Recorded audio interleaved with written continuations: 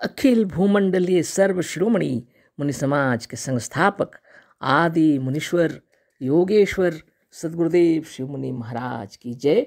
उपस्थित मुनि वृंद, साधु सज्जन वृंद, संत वृंद, साधक वृंद, आध्यात्म ज्ञान के जिज्ञासु और प्रेमियों, सभी श्रोता वृंद, आप सबको मेरा कोटिशः नमन, सप्रेम जय जीव।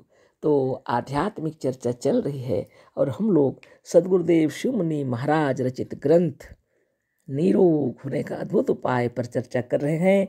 अध्याय 10 पर चर्चा हो रही है, जीवनी शक्ति और प्रकृति चिकित्सा।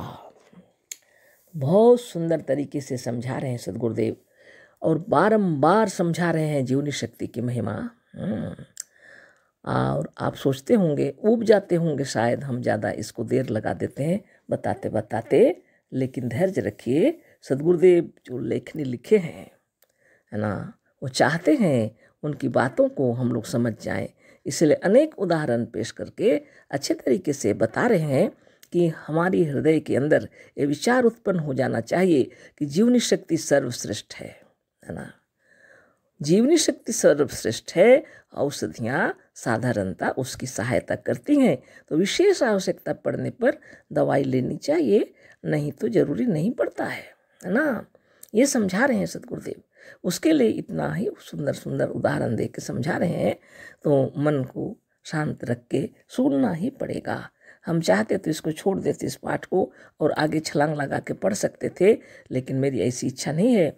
हम चाहते हैं कि सद्गुरुदेव जो शिक्षा दे रहे हैं उसको ध्यान से सुनिए, आपके हृदय के अंदर में ये विचार उत्पन्न हो जाएगा जो सद्गुरुदेव चाह रहे हैं कि जीवनी शक्ति की महिमा आप समझ जाएं, है ना।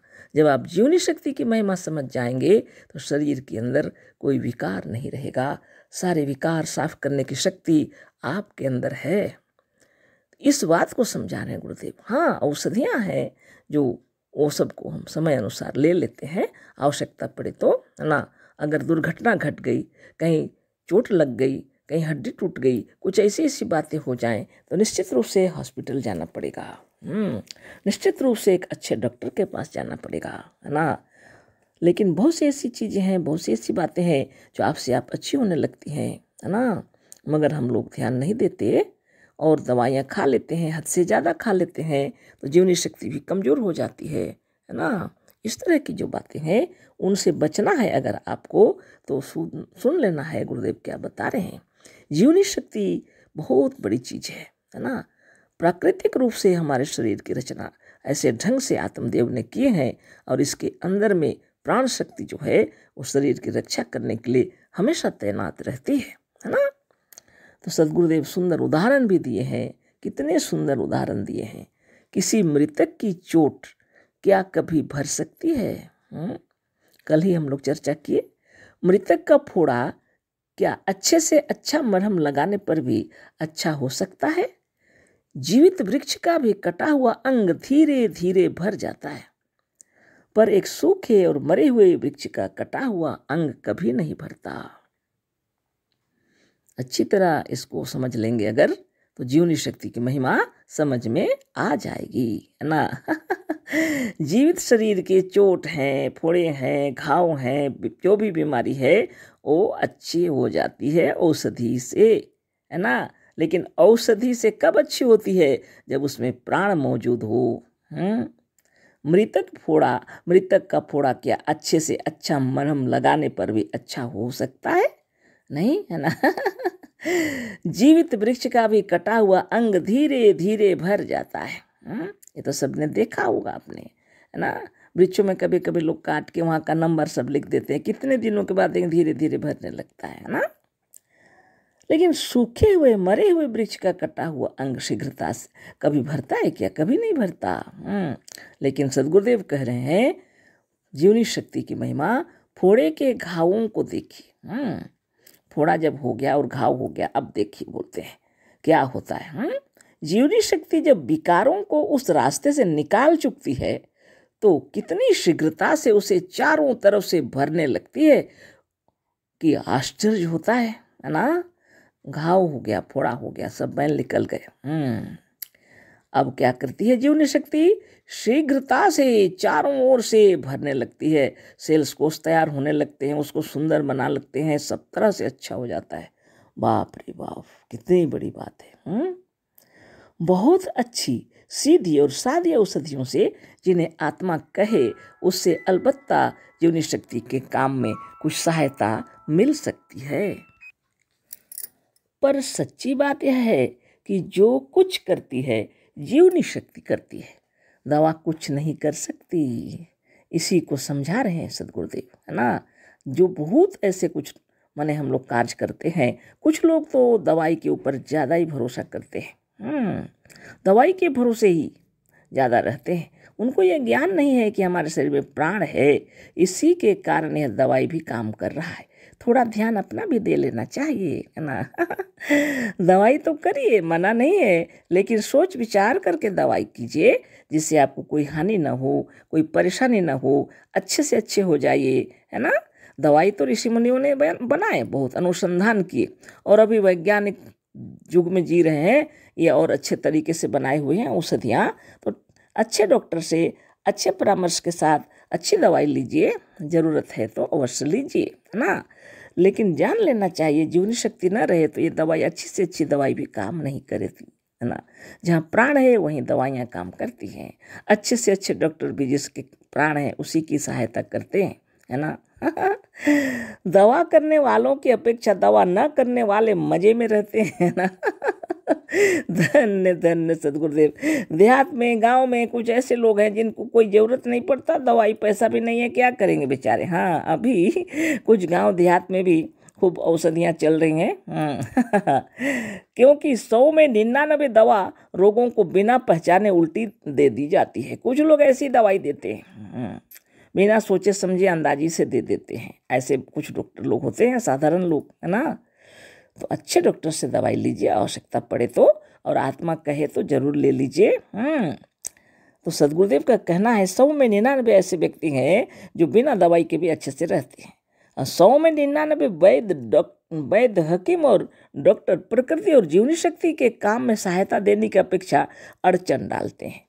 कुछ वैद्य, हकीम और डॉक्टर, उनको ठीक से पता नहीं कितनी दवाई देना चाहिए, कितना देना चाहिए, ठीक परिमाण उनको मालूम नहीं है ना। इसकी वजह से भी कुछ गड़बड़ियाँ हो जाती हैं। इतना ही नहीं, आगे भी अनेक प्रकार के रोग दवा के कारण होते रहते हैं, है ना। दवाई अगर ज़्यादा खा लिए तो उसका तो गड़बड़ होगा ना धीरे धीरे। उदाहरण भी दिए हैं गुरुदेव, केवल 1 ग्रेन क्विनाइन, है ना, 1 ग्रेन क्विनाइन का वो डॉक्टर का हर प्रकार का ज्ञान गुरुदेव के पास था, है ना। सो भी 3 बार में देकर हमने सैकड़ों का जाड़ा बुखार अच्छा कर दिया। पर बहुत से डॉक्टरों से ने भारत ऐसे गर्म देश, गर्म वाले स्वभाव वाले को भी 3 बार करके 18 ग्रेन क्विनाइन दे दिया है। ऐसा भी होता है। अब डॉक्टर लोग भी उतना समझ नहीं पाएंगे तो गड़बड़ हो जाएगा ना, किसके भरोसे करेंगे लोग। इसलिए डॉक्टरों को अच्छा से समझदारी के साथ दवाई देना चाहिए, ताकि जीवनी शक्ति भी कार्य करे। ज्वर अच्छा हो जाने पर और इतना क्विनाइन खा लेने पर भी यदि वह मनुष्य जीता रहा तो इससे थोड़े दिनों के बाद अनेकानेक रोगों में फंस जाता है। तो नए नए रोग निकल जाएंगे उस जहर को निकालने के लिए। अतः अनेक रोगों का कारण वैद्य, हकीम और डॉक्टर हैं। अज्ञान में दवाई न खाएं सो ही अच्छा है। अच्छा से ज्ञान प्राप्त करके, डॉक्टर लोग भी कहते हैं पहले उसको देख लेते हैं डॉक्टर लोग, तब देते हैं, है ना। विचार करने की बात यह है कि कौओं में कोई वैद्य, हकीम और डॉक्टर नहीं है ना। तो उस समय की बात है जब गुरुदेव किताब लिख रहे थे, तब ऐसी कोई दवाइयाँ, ऐसे डॉक्टर लोग नहीं थे कौओं वैद्यों सबके लिए। आज तो हो गया, लोग पशु पक्षियों का इलाज कर रहे हैं ना। यही कारण है कि इनमें रोगी भी नहीं देखे जाते। कौओं का हॉस्पिटल कहीं नहीं है, अतः कहीं के कौए रोगी नहीं हैं। मनुष्यों में ज्यों ज्यों वैद्य, हकीम और डॉक्टर बढ़ते गए त्यों त्यों रोग भी बढ़ता गया। स्वाभाविक रूप से जंगल के पशु पक्षी जो रहते हैं उनको कोई बीमारी नहीं होती। हमारे संपर्क में जो आ जाते हैं, हम लोग का खाना पीना जो बचा रहता है, फेंक दिए कभी कुछ, ये सब जो खाते हैं, ये लोग बीमार हो जाते हैं, है ना। अच्छे तरीके से खाना खाने वाले वो भी अच्छे ही रहते हैं, जिनको पाले हैं अच्छे से, जो अच्छे से घर में पाले हैं, अच्छे तरीके से देखभाल करते हैं, वो कुत्ते भी अच्छे से रहते हैं। उनका भी शरीर स्वस्थ रहता है, बलवान रहते हैं, बुद्धिमान रहते हैं। बुद्धिमान रहते हुए भी गांव में क्या, शहरों में भी इसे जो भटक रहे हैं कुत्ते लोग, बेचारे को खाना नहीं, कुछ नहीं, हजारों बीमारियां उनके अंदर में आ जाती हैं। फेंका हुआ और जो कुछ भी वो खा लेते हैं, है ना। इसलिए खाना पीना और ये सब ध्यान से योगी लोग को करना चाहिए, है ना। खाना पीना ध्यान से, साधन ध्यान तपस्या भी अच्छा से, और अपने शरीर के सारे विकारों को दूर करते रहने के लिए सद्गुरुदेव जो साधन बताए हैं ये सबसे उत्तम कोटि का है। और ये तो अनुभवजन्य ज्ञान होता है, मेरे कहने से आप थोड़ी करेंगे, है ना। आप रोज साधन करके देखिए, चक्र भेदन साधन करके देखिए, आपको खुद मालूम हो जाएगा, है ना। तो ऐसी बातें हैं, है ना। तो मेरे कहने का मतलब यह है कि सद्गुरुदेव हम लोग को ये ज्ञान देना चाह रहे हैं कि जीवनी शक्ति की महिमा सर्वश्रेष्ठ है। आप अपने आप में तल्लीन होकर के ध्यान लगा करके आपको ध्यान करते रहना चाहिए। तो कल इस पर फिर चर्चा होगी, आगे पढ़ेंगे हम लोग, है ना। तो आज इतना ही। सब प्रेम, जय जीव, अशेष धन्यवाद, कोटिशः नमन। सद्गुरुदेव शिवमुनि महाराज की जय।